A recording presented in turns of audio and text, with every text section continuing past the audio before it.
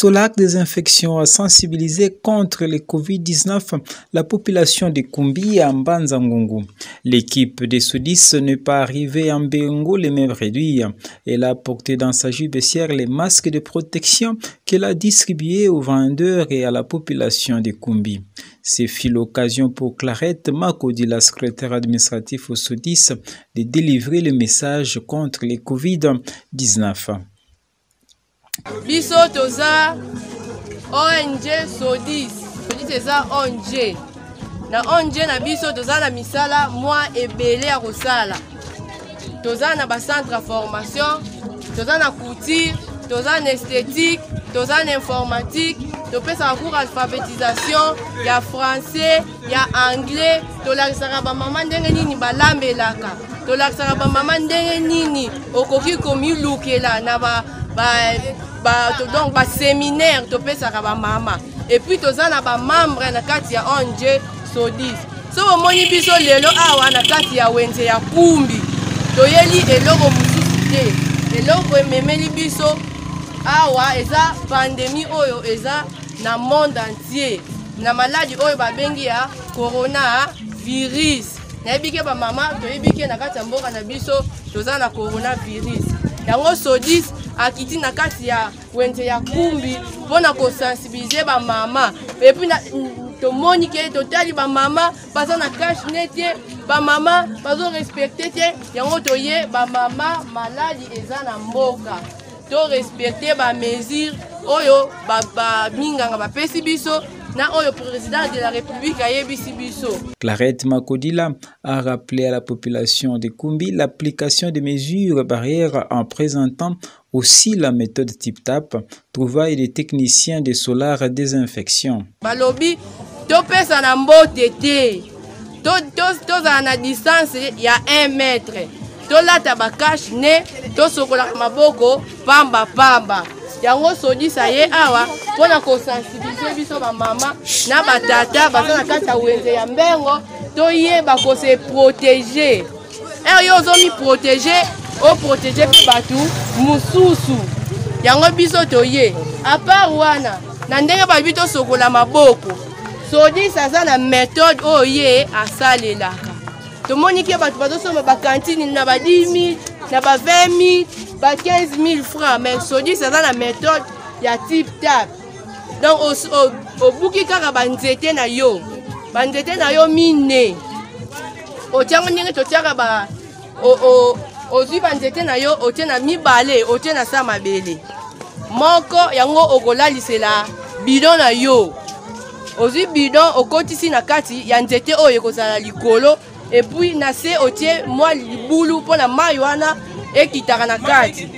et puis toza na nzete mususu euti likolo bidon ekititi na se nzete oyo yango mutu kesunga yo soko tie lokolo mbala moko bidon oyo ebaluki osokoli maboko sans toucher bidon donc soki tosaleli yango na bandako na biso tosaleli yango ata na bawenze ekozala bien pona tozwa microbe oyo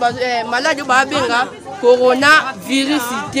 L'équipe de Sodis a circulé à travers les stands et étalages des marchands en distribuant les masques de protection contre le Covid-19 tout en expliquant aux vendeuses et habitants de Kumbi comment appliquer les gestes barrières contre le Covid-19 édictés par les autorités sanitaires et politiques du pays. Le travail des Sodis s'est révélé harassant suite à l'incrédulité dont fait montre une certaine catégorie des habitants de Mbengo en particulier et de la population du Congo central en général.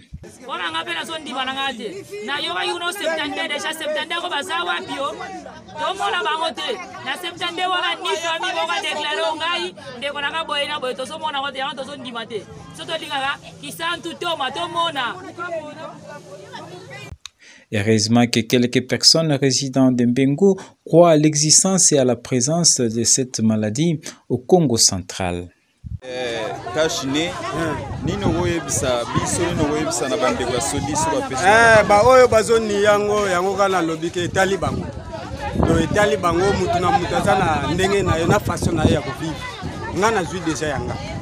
Est-ce que selon yo corona ezali? ezali wana mutu akoboya yango azali po eza malade ezorene mboka moko. Peu avant la clôture de l'activité des SODIS à Kumbi, Clarette Makodila a livré à la presse l'objet de la visite de l'ONG aux habitants de Kumbi et saisit l'occasion pour expliquer la méthode tip-tap mise en place par SODIS. Système en biso to c'est la système en biso simple. To benga ngo tip-tap. Faut ko c'est la banzete kaka. Ozi banzete na yo ndenge to ti ko laksa ba batu na kati kuna ozi banzete na yo mibale otie na se ya mabele moko oyo ya omuteke sunga yo okota bidon na bidon okokanga singa et puis otie nzete mususu na se singa wana yango yeti na nzete pedale wana yango kosunga mutu aniata po asimba bidon te po kosimba même ba cantine muninga afungoli cantine asokoli maboko mususu sayi mutazo kazana malade simbi directement azui malade mena biso na SODIS na système ya tip-tap en tout cas okoki kozwa maladi te po lokolo na yo elataka lipapa yango nde mutu ezosala mosala yango toyo kosensibilize bamama ya Kumbi bapapa na biso bana na biso makambo oyo etali hygiène lisusu.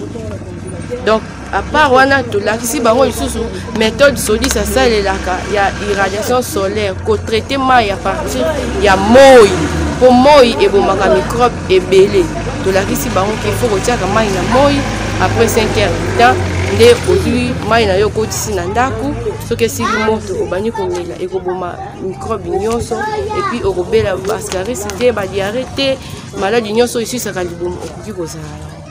Émerveillé dit donc que leur a offert cette ONG, les habitants de Kumbi l'ont expérimenté à leur guise, remerciant le ciel pour avoir envoyé SODIS à Kumbi, un milieu oublié par les décideurs de la République démocratique du Congo. Tosukolaka maboko bien. Tolazalaka distance ya 1 mètre. Ata na mai, ata na lopango, ata na ndako, tosukola maboko. Yaona tondimike malade ezali na sepeli ndenge bozokabela babiloko oyo. Vraiment na sepeli mingi bana na biso bozala mayele. Cache ne batia na zolo tina munoko. Tozala distance. SODIS motakaboli na sepeli. Na sepeli bana nanga na sepeli po biso vraiment bazondi mettre lokola bana boy ezate pona nini bosala makasi botonga lesusu boya ko presa biso esili merci. SODIS est rentré à son siège situé sur avenue Bangala, conscient de la joie infusée aux populations de Kumbi et confiant à l'avenir de l'ONG qui est agréablement accepté par la population, à en juger par le nombre de membres qui ne fait que s'accroître.